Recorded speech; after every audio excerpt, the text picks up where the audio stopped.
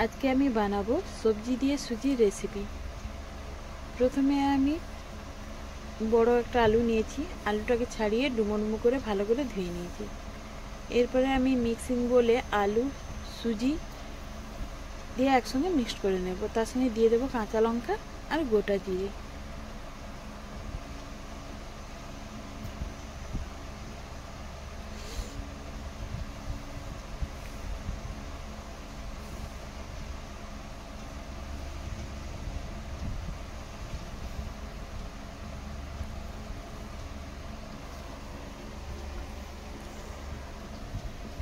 আমি মিক্সড করে নিয়েছি যাতে না দানা দানা থাকে।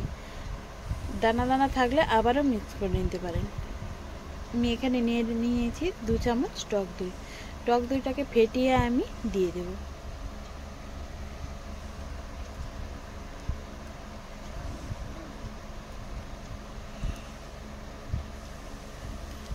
টক দই দেওয়ার পরে আমি ঢাকা দিয়ে রেখে দেব। এবারে নিয়ে নেব কিছু সবজি। আমি এখানে দিয়েছি গাজর আর বিনস। আপনারা চাইলেন আরও সবজি অ্যাড করতে পারেন, পছন্দ মতো সবজি দিতে পারেন। আমি সবজিটাকে চপারে কুড়িয়ে নেব, কারণ চপারে দিলে একবারে মিহি হয়ে যাবে, তখন বাচ্চাদের দাঁতে পড়বে না।